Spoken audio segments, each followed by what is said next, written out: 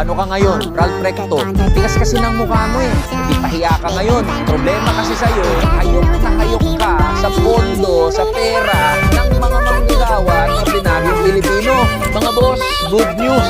Nagdesisyon na at ipinag-uutos ng Korte Suprema sa gobyerno na ibalik nito yung kinuha na 60 billion mula sa PhilHealth Funds. Kung matatandaan natin mga boss, noong nakaraang taon, naging napakaingay at napakainit na issue yung pagkuha ng national government sa mga tinatawag na excess funds ng mga government-owned and controlled corporations, kabilang na yung PhilHealth. At sino ang may pakana niyan? Di walang iba, kundi yung unggoy na si Ralph Recto na ngayon Executive Secretary na. Doon sa inilabas niya na DOF Circular 003-2024, ipinag-uutos na lahat ng GOCCs, kabilang na yung PhilHealth, ibigay yung tinatawag na mga excess funds papunta ng national government. At yung dahilan ng mga gagong yan, kailangang ponduhan yung mga tinatawag na unprogrammed appropriations kung saan kabilang na dyan yung mga flood control projects na pinagmulan nitong iskandalo na kinakaharap ng bansa natin. Sa katunayan nga, sa isang hearing nang tinanong yan si Ralph Recto, saan nyo ba gagamitin yung mga pinagkukuha nyo ng mga pondo mula sa mga GOCCs kabilang na yung PhilHealth? Ang sagot ba naman ng gagong yan, ipampapatayo daw ng mga kalsada, ng mga tulay at ibang infrastructure projects. Kung di ba naman isang dakot na mga tanga at mga gago, yung mga nasa DOF na pinamumunuan noon ni Secretary Ralph Recto, malinaw na nakasulat sa batas sa Universal Healthcare Act na kung anuman yung sobrang pondo sa PhilHealth, dapat mga hulugan ng pagpapababa ng premium. Yan yung buwanang kontribusyon na ibinabawas sa sahod ng mga manggagawa para mapalawak yung mga benepisyo na nakukuha sa PhilHealth. Yan yung ipinupunto at pinaglalaban natin na wag kunin ni Ralph Recto at ng national government yung pondo ng PhilHealth. Pero ang tigas kasi ng mukha ng gagong yan na sa halip na pakinggan yung hinaing ng mga manggagawa, ng mga ordinaryong Pilipino at ng mga pasyente, pinagdiinan niya pa, itinulak niya pa na makuha yung pondo ng PhilHealth. At mga boss, hindi lang 60 billion ang pinag-uusapan natin ha. Yung kabuuan niyan ay 89 billion pesos. Yung 60 billion nakuha na ng national government pero napigil dahil sa pag-iingay, pangangalampag at pagtutol ng mga manggagawa at ordinaryong Pilipino, hindi naganap yung pag-transfer ng natitira na 29 billion pesos. At ngayon, anong sabi ng Korte Suprema? Sabi ng Korte Suprema sa kanyang desisyon, hindi nga po pwede na i-transfer yung pondo ng PhilHealth sa national government dahil may purpose nga siya na dapat pagkalagyan. Kaya ngayong may desisyon ng Korte Suprema,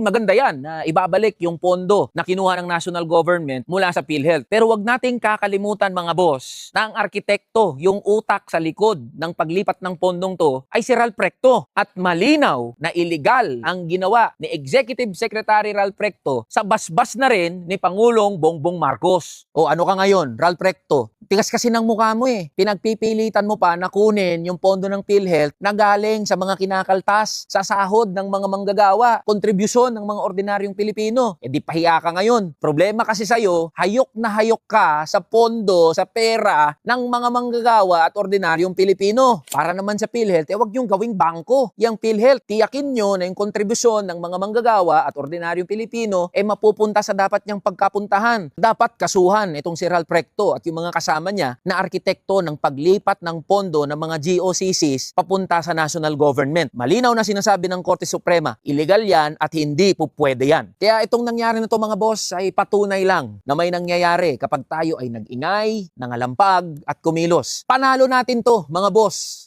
Tara na, kamanggagawa.